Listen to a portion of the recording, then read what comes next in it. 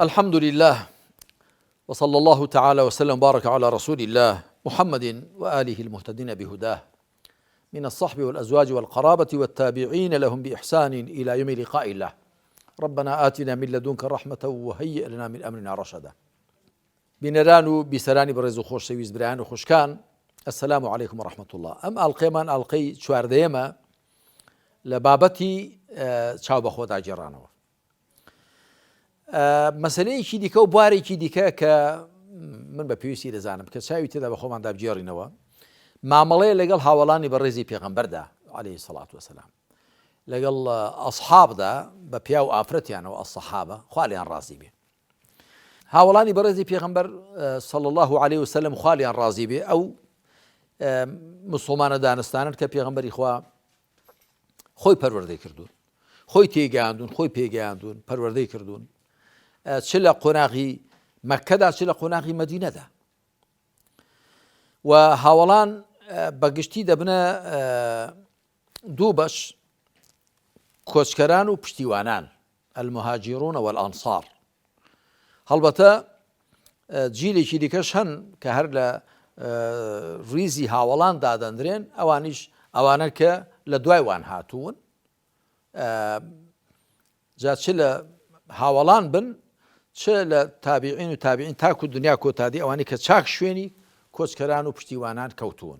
وەکو خوا سبحانه وتعالى دەفەرمێ: والسابقون الأولون من المهاجرين والأنصار والذين اتبعوهم بإحسان رضي الله عنهم ورضوا عنه وأعد لهم جنات تجري تحتها الأنهار خالدين فيها أبدا ذلك الفوز العظيم. دەفەرمێ پێشکەوتووە یەکەمەکان لە کۆچکەران و لە پشتیوانان و لەوانەی بە چاکی شوێنیان کەوتوون، بە چاکی شوێنیان کەوتوون، هەموو ئەوانە رضي الله عنهم ورضوا عنه، خواریان ڕازیە، ئەوانش لە خوا ڕازین، و باخانێکی بۆ دانا و ڕووباریان بەژێردا دەڕۆن بە هەمیشەیی، یا تیاندا هەرماو دەبن. چۆن دەبێ مامەڵە لەگەڵ ئەو بەڕێزانەدا بکەین کە خوا ئاوا دەفەرمێ من لیان ڕازیم، ئەوانش لە من ڕازین. بەتاکید دەبێ بە هەموو ڕێز و حورمەت و ئیعتیبارێکیان بۆ دابنین، و دەبێ خۆشمان بوێن لە دوای پێغەمبەری خوا عەلەیهی سەڵات وسەلام، دەبێ ئەو پەڕی ڕێز و خۆشەویستی و حورمەت و ئیعتیبارمان بۆ هاوڵانی بەڕێزی پێغەمبەر بێ عەلەیهی سەڵات وسەلام، چ پیاوانیان چ ئافرەتانیان. بۆ چونکە خوا مەدحی کردوون، خوا لێیان ڕازیە.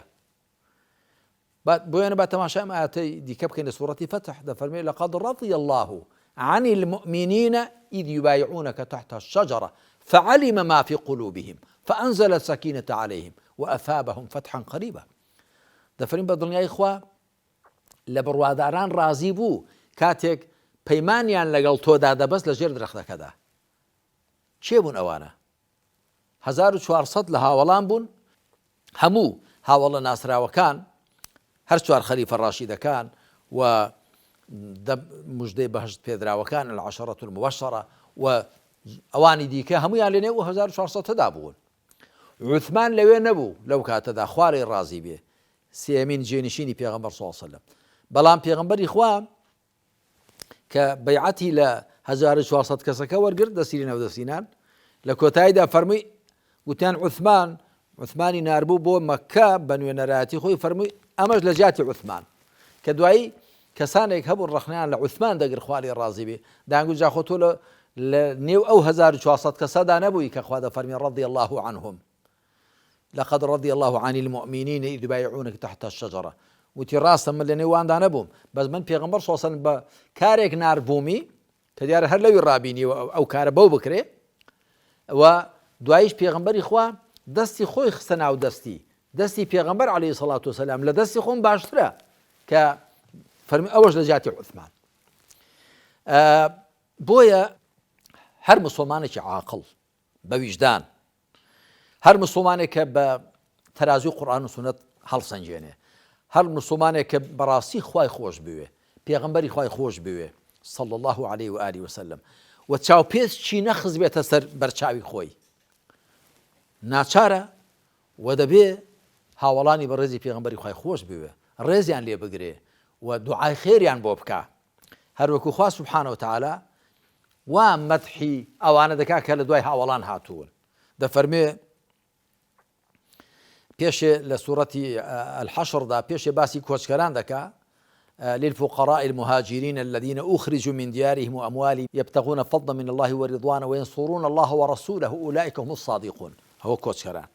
دوای باسی پشتیوانان دەکا والذين تبوأوا الدار والإيمان من قبلهم يحبون من هاجر إليهم ولا يجدون في صدورهم حاجة مما أوتوا ويؤثرون على أنفسهم ولو كان بهم خصاصة ومن يوق شح نفسه فأولئك هم المفلحون. بۆ کۆچکەران فەرمووی أولئك هم الصادقون، بۆ پشتیوانان دەفەرمی أولئك هم المفلحون، ئەوان ڕاستن ئەوانیش سەرفرازن.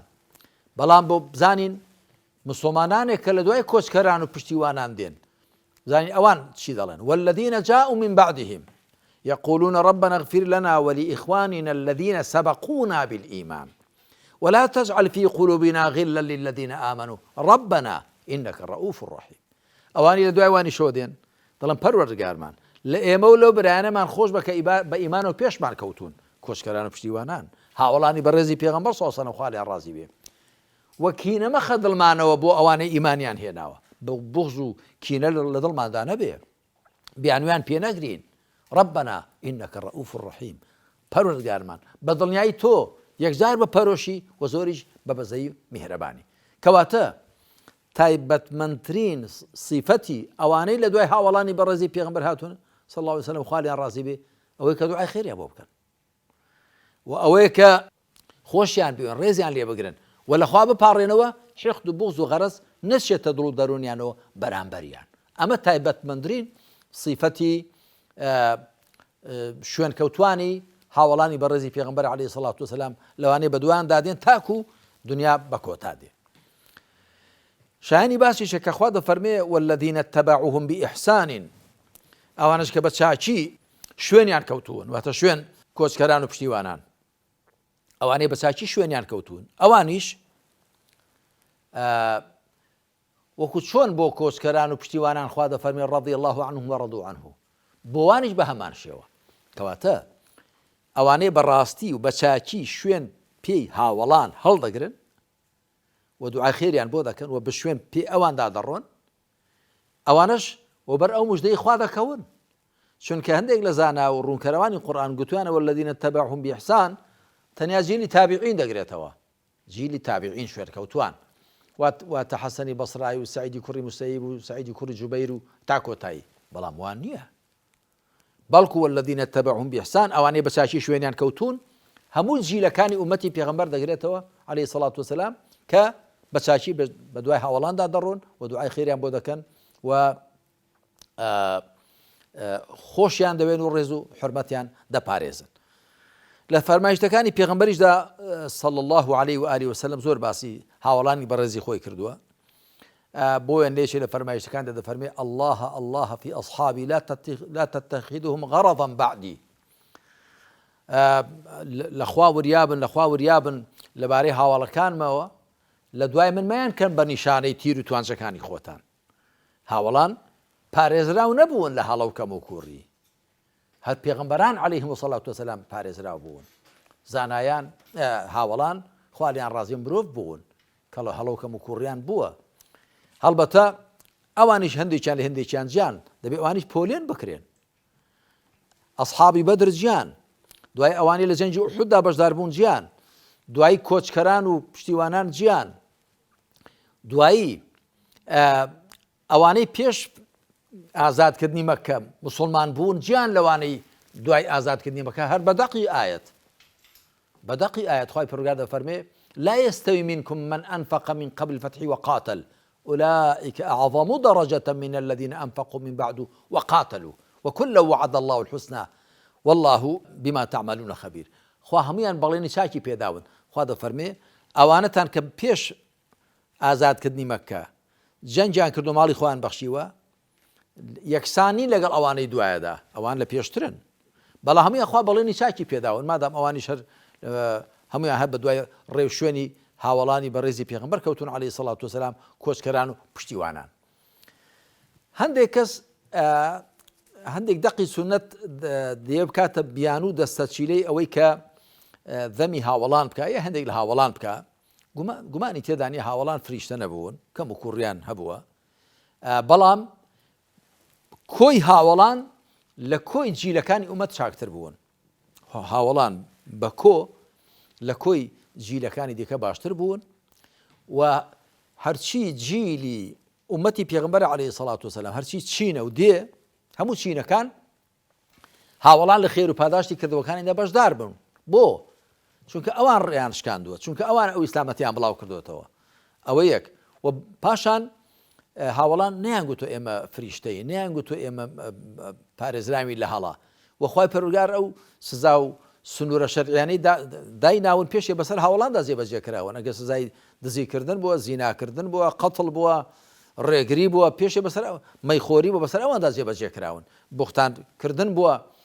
بۆیە ئێمە ناڵێن ئەوانە پارێزرا بوو لە هەڵا، بەڵام دەڵێن بەگشتی لە هەموو جیلەکانی دیکەی ئومەت چاکتر بوون و پێویستە ڕێزیان لێ بگیرێ و هەندێک فەرمایشتی پێغەمبەر عەلەیهی سەڵات وسەلام دەبێ وریابین وەکو خۆی لێ تێبگەین کە دەفەرمێ کەسانێک لە حەوزەکەی من دوور دەخرێنەوە، منیش دەڵێم ئەصحابی ئەصحابی یا ئوصەیحابی ئوصەیحابی، ئەوانش دەڵێن ئەوە نازانین تۆ دوای تۆ چیان کردومە. لە صەحیح بوخاری مسلمدا تۆ ڕاستە، بەڵام ئەوە بۆ کەمینەیەکە، نەک کەسانێک بێن وەکو شیعەکان وا دەکەن بەداخەوە کە بە بێویژدانی تەماشای هاوڵان دەکەن، بێنی ئەم دەقە بکەی بە دەستەچیلە و بیانوویە کە تۆ بێنی چەم کوواتای ئەو هەموو ئاەتە مبارەکانی پێی هەڵوەشێنیەوە کە دەڵێ خوا لە هاوڵان ڕازیە و ڕازیشیان دەکا و ئەوانە ئاوا بوون و مەدحیان دەکا، سادیقن ڕازگۆن سەرفرازن، کەچی تۆ بێنی دەقێکی سونەت کە هەڵوەشێنەرەوە بۆ حکمی هەموو ئاەتانە بە تاکیدەوە بێویژدانیە.